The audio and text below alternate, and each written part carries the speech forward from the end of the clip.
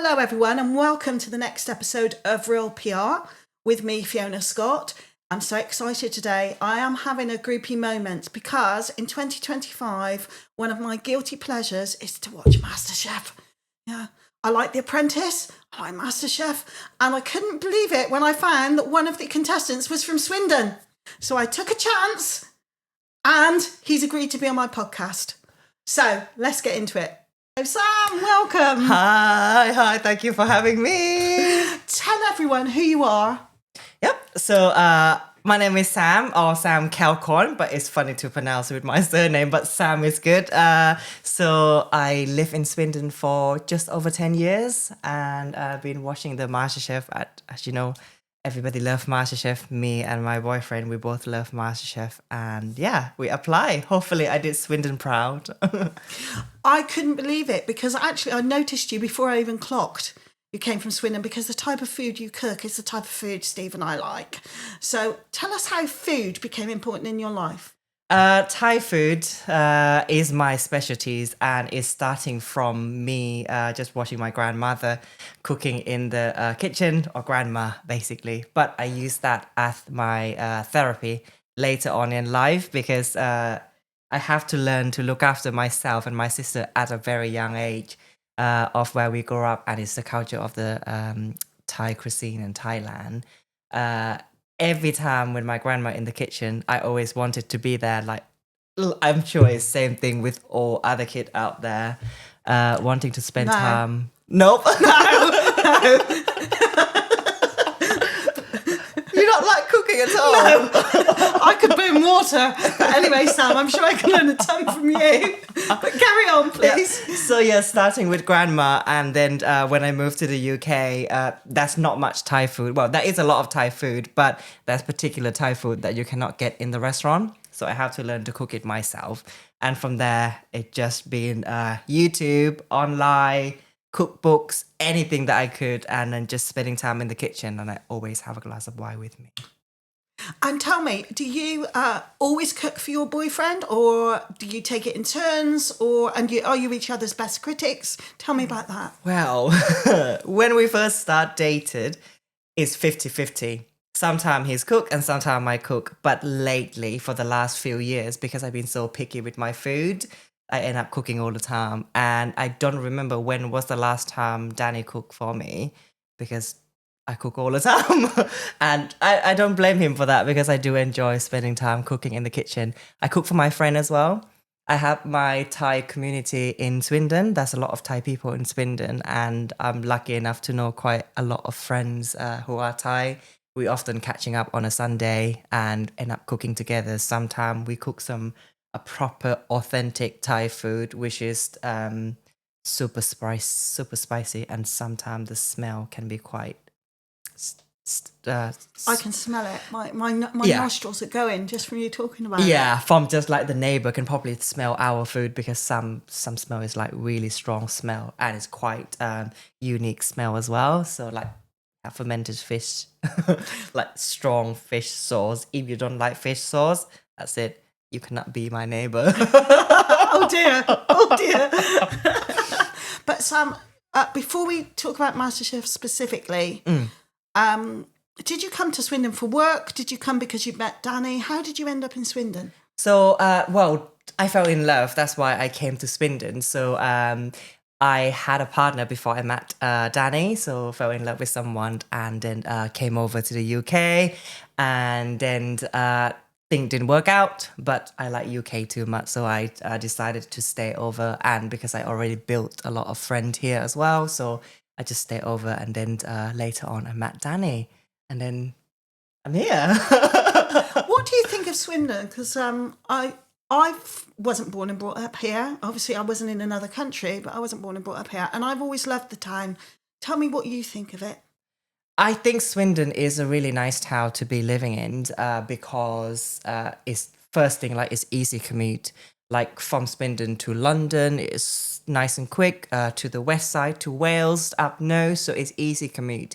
And the cost of living is quite cheap as well compared to any other city. And things around Swindon, like you have anything around Swindon, especially like Cotswold area, you have some lovely place around here. And I do like, I don't know the word, but a proper British building, Cotswold stone. I can give example of Cricklade. Yeah. So Cricklade, Lechlade, that sort of dainty. Quintessentially English, yes? That's the one. That's the one that I was looking for. So yeah, that's why I like Swindon, because you have a lot of lovely place and lovely building like that around Swindon. And inside Swindon as well, like in Old Town, you have that sort of style of house and area. So lovely. Okay, let's get into MasterChef then. So you applied. Did you apply and forget about it and think you'd never get on? Talk to us about that. When I applied for the MasterChef, MasterChef is one of the first few shows that me and Danny starting to watch together. And since I've been watching the show, I always, when you watch something, reality show or any competition, when there's a challenge coming up, you also like, oh, I could do that for that challenge. I could do this for this challenge. And I always been saying like, oh, should I apply? Should I not? And I always doubted myself, just like, no, my food is not MasterChef quality. So I always just like stay behind. And then this year's I decided to go for it because Charia, she's won in 2023, I think. And that made me starting just like, actually, there's other people out there that might enjoy Thai food and my food. And I just go for it. And yeah, end up being in the show. What was Shockingly. it like? What was it like? Tell me about your first, before you get the MasterChef apron, you have to do certain challenges. Tell me what that was like. Oh, before I get into the kitchen, you mean? Yeah, because when you go in the kitchen, you're wearing, I assume it's your own apron, and you have to do challenges, don't you, before you get the MasterChef apron that's got your name on. Oh, So yes. what was that like?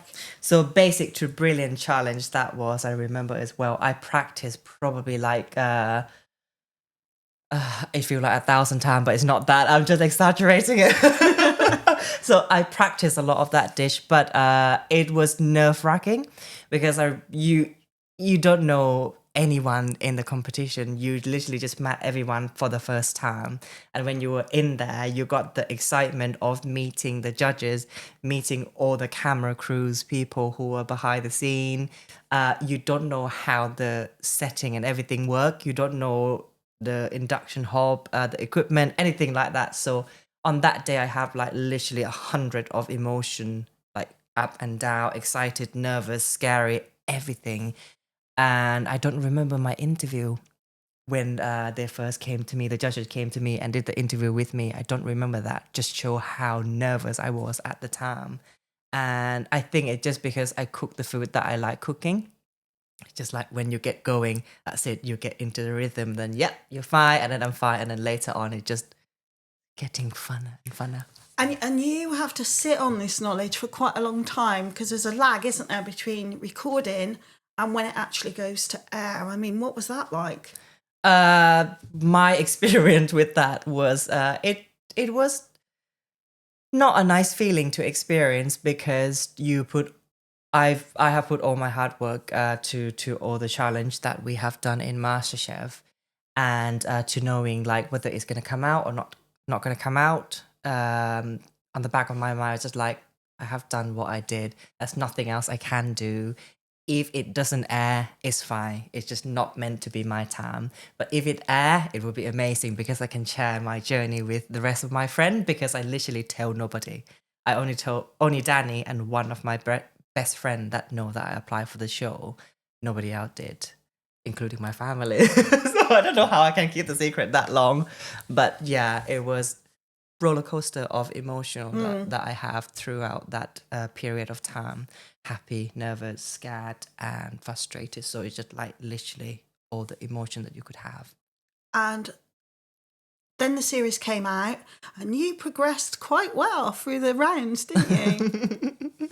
I was surprised when I get through each challenge because, as I said earlier, like, I don't believe in my food. I always doubted myself. I never believe in myself. And I don't often go into any competition. I just, because you don't have that self-belief and you don't think you can do it. And to get that far and to get the feedback that I got in the competition, it's bonus for me. Like my aim was just to be on the show. Anything happened after that was literally a bonus. Gaining some friends and gaining loads more knowledge that I have with food, with cooking, and seeing other people passion that they have for food, because me and other contestants, we're spending quite a lot of time together and we're able to share that passion of the love of food and the love of cooking. And you did get down, you were in the final 5, weren't you? Final 4. Final 4. Yeah. So, yeah. I know, I was watching. And you're in the final 4. And how did you feel about getting that far? Because I thought you were very gracious. I am super, like I said, because everything after the being on the show, the last 60 contestant, everything after that was a bonus. So I was just there having a great time and just do my best. Like, as you always say, like you would always do your best. And because I think it's because I'm enjoying it so much. So when I left the competition and to get to, well, it's not just Final 4, but it's Final 4 to me. Yeah. So I'm happy. I'm super proud of myself to get that far. And this is the common saying, and people say this all the time. It's not about winning.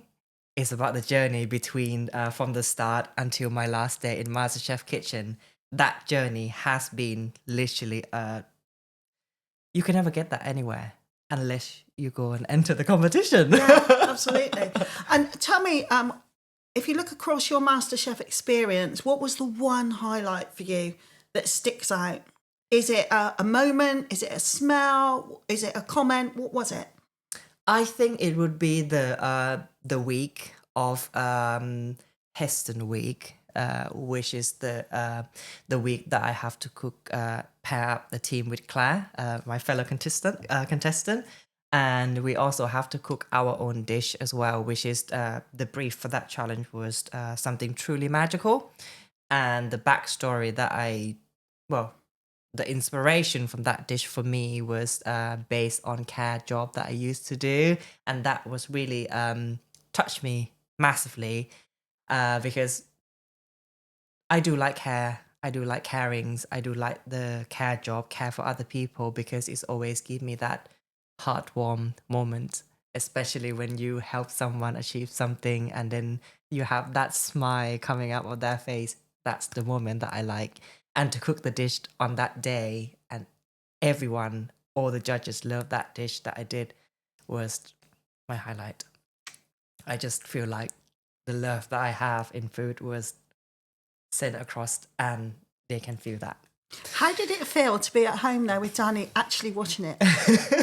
We cried all the time. We're so emotional. But we it's just because we've been watching the shows for so many years. We always have a contestant that we will be cheering for, and we always cry for them.